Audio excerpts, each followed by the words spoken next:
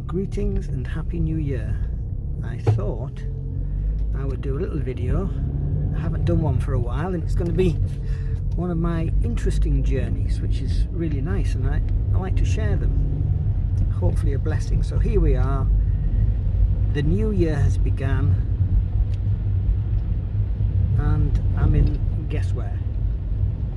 It's the Highlands of Scotland. And so slowly we're going to have a nice day driving around. I'll do odd little videos and hopefully I'll share them in the not too distant future. Well, well, well, what a world we are in today. So my message is usually for Christians, to encourage them. Are you a Christian? Do you believe in Jesus? What's interesting is I had a little analogy recently, or a little understanding. A lot of people who are atheists, who don't believe there is a God, or agnostics, they tend to listen to fellow atheists or agnostics to stand their ground, to be established in what they believe. Well, that's fair enough. I mean, what do Christians do? Well, most, I don't, but most would go to church, wouldn't they? And fellowship with fellow Christians, and other faiths do the same. However, I wasn't brought up in a Christian household. And being autistic, having ADHD and dyslexia, having stupidly high IQ, crazy IQ, which was quite useful when they tried to kick me out of university, because they were in a dilemma. If you can't teach this fellow, well, you can't teach anybody.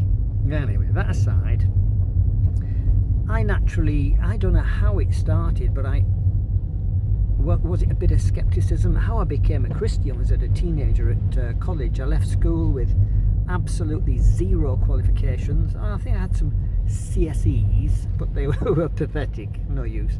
So I went to college to do my O-levels, which would be GCSEs today, I think, whatever they do today.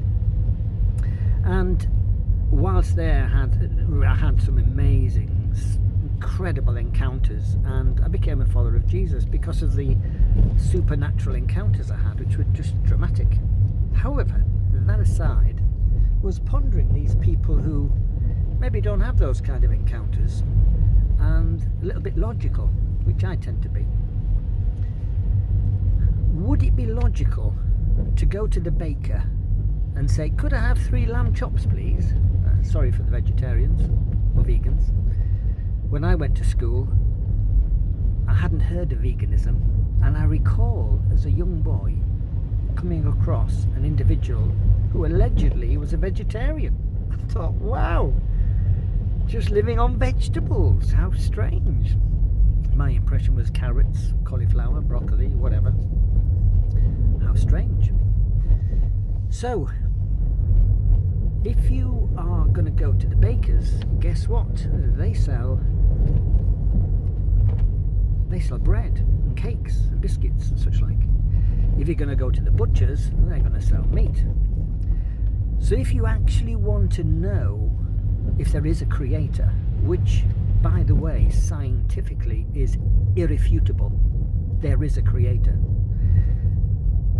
If you want to find out, then go to this. So if I want to study, I don't know, chemistry, what am I going to do? I'm going to go to university eventually, and I'm going to go to some top-notch university and study chemistry off these chemistry experts. If I'm going to study economics, okay, I might do an O-level, well, you might. An A-level, yeah, a good idea. But then you're going to go to university and study economics. Consequently, you're going to learn off the experts, and you're probably going to go to do a master's degree and maybe a doctorate in economics, and you're going to become a specialist in that subject. So my advice, if you come across anybody who is an atheist or an agnostic and they're not interested at all in going to any of the experts and finding out the truth, then maybe you're barking up the wrong tree. So yeah, it's worth checking out with the experts. And I'm not saying you need to go to a church. There's people out there called creationists, and they've got all the evidence. online. You don't have to talk to them. The evidence for the flood, Noah's flood, is absolutely irrefutable. So it's not like you can say, oh, well, I don't think there was a flood. There was a flood. That's it. And all the evidence shows it. There is a creator. I know of a Chinese scientist who came to Britain. Or was it America? I think it might have been America. And he wanted to become something to do with the eye. Was it an ophthalmologist or something? Anyway, went to university studying the eye. Of course, total atheist. Started studying the eye and had a bit of a problem. It's scientifically impossible for the eye to exist. Consequently, he became a believer. Then there's the famous story of a Russian Jewish mathematician, and he decided to prove God doesn't exist through pure mathematics, and he was a clever boy.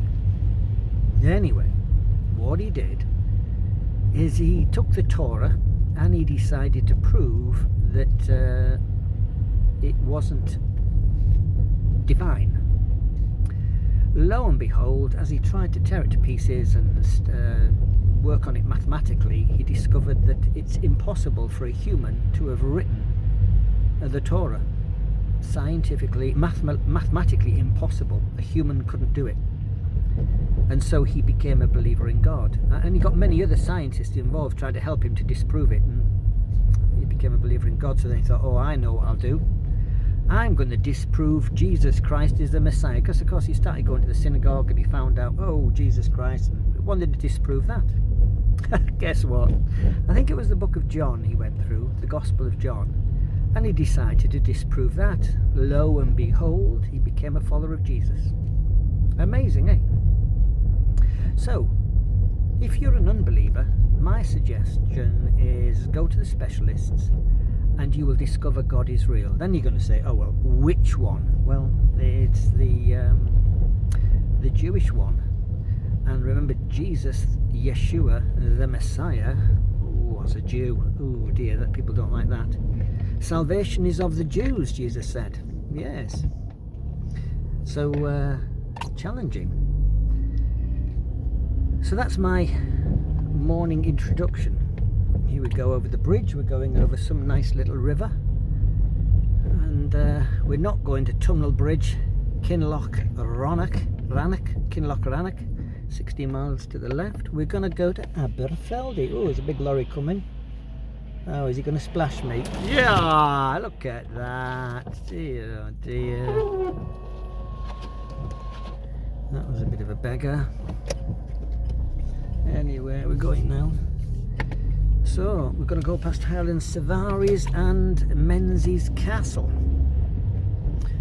So, what can I say? Greetings. A lot has happened politically. We're at the point where Venezuela has been transformed by Mr. T. A lot of striking things are occurring. And remember, I believe that Yeshua, Jesus, is the Messiah, the Christ.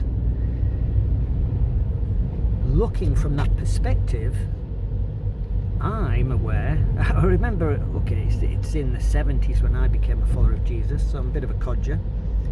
And I discovered, I remember going to, I think it was the Apostolic Church, it was.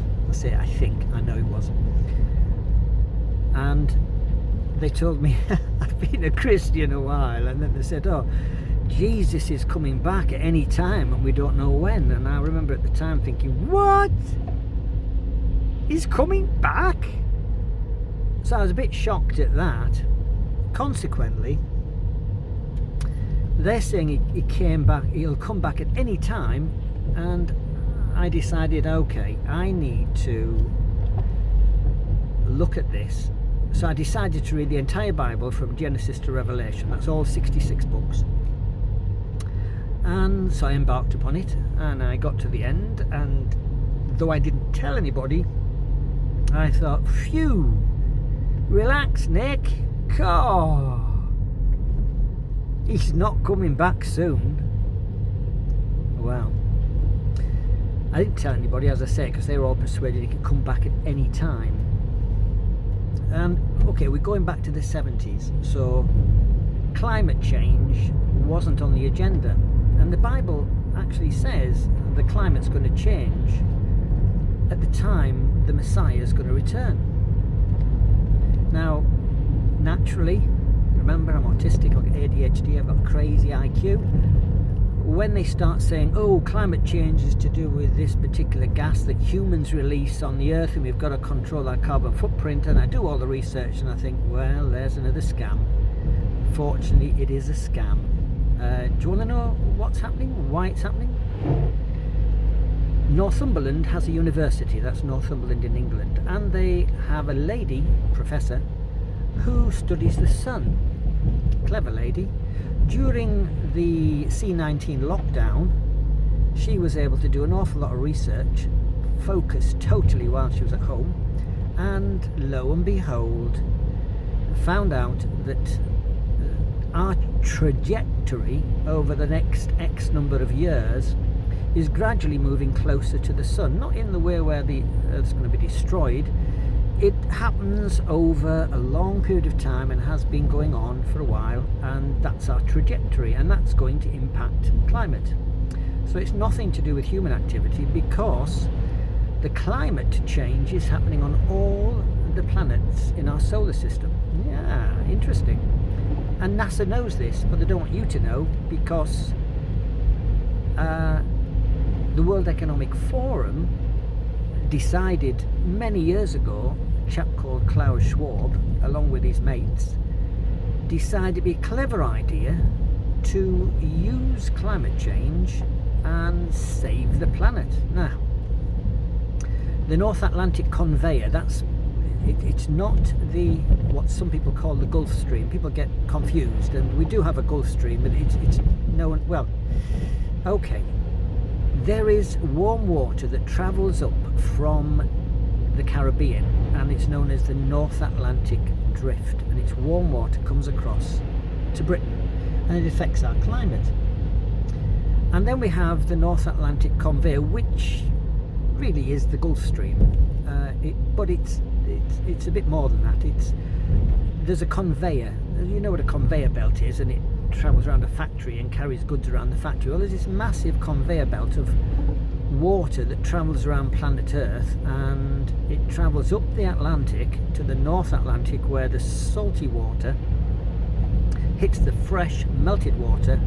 The salty water is heavier, it drops down, goes down to the bottom of the Atlantic and travels back down the Atlantic, deep underground, deep underwater sort of thing. Yeah, anyway, the climate gang who are saying, oh, don't use carbon, let's tax you, they all say they can control that North Atlantic conveyor and stop it switching off, which of course is cuckoo land.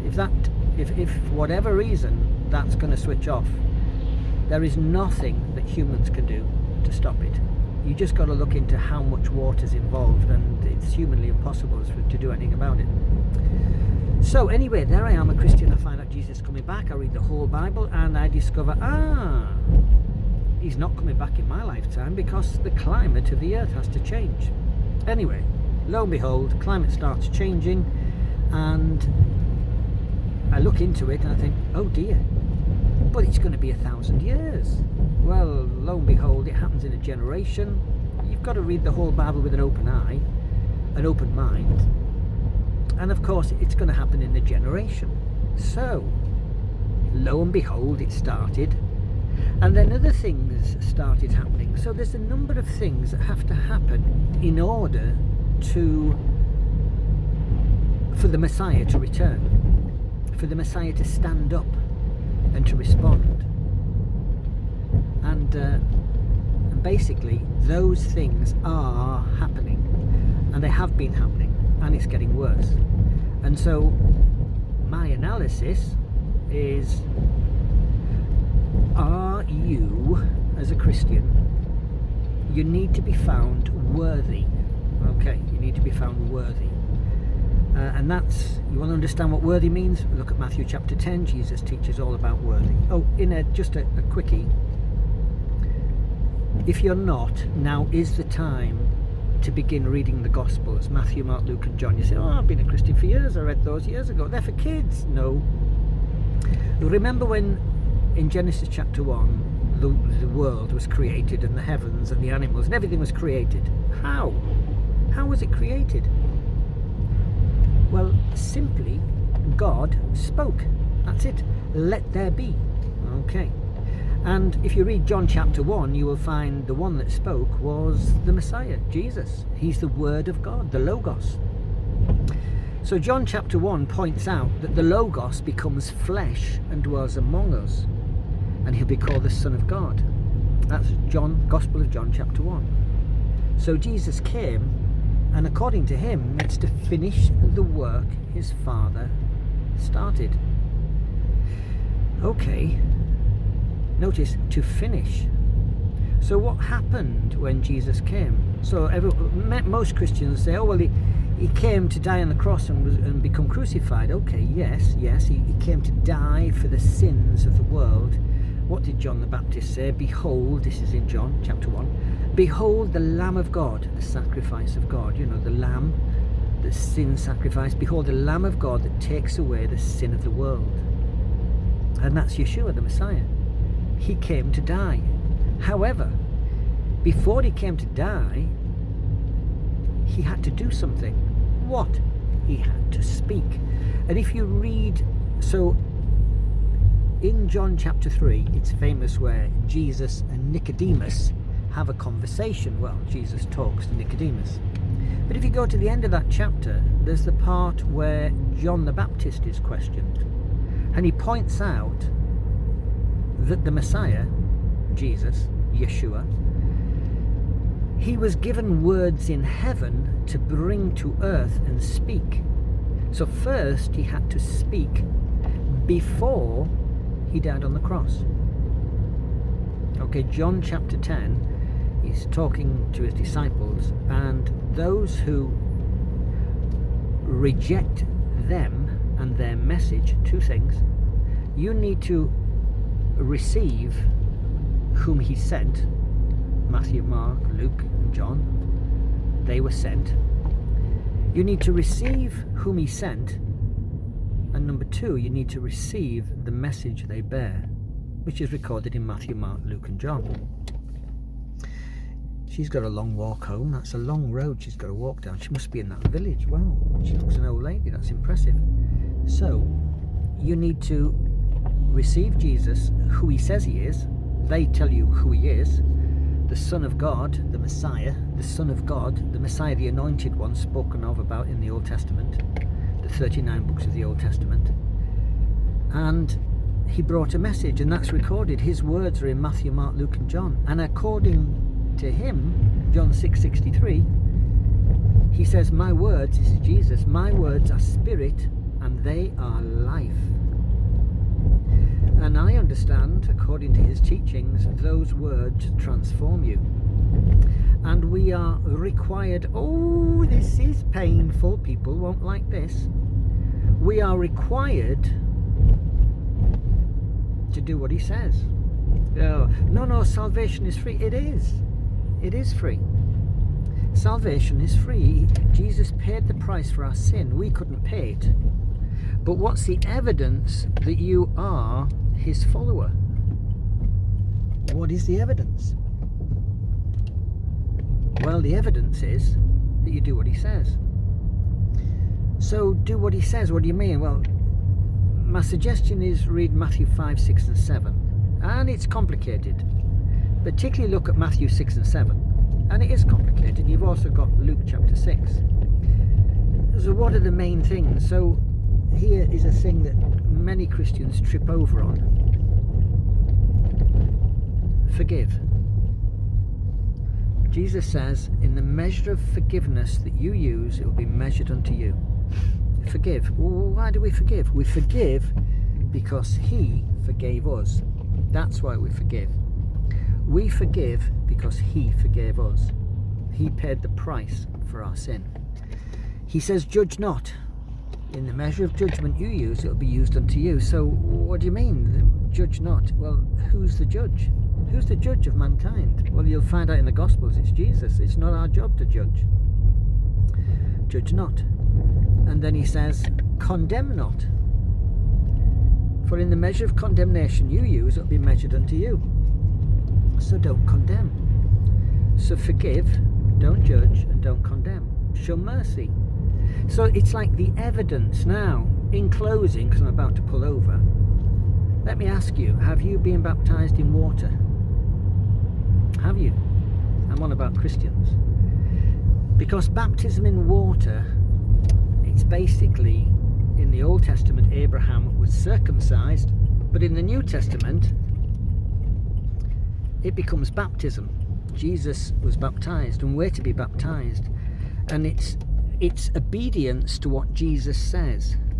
That's what we have to do. Obedience to what Jesus says. So I'm going to pull up.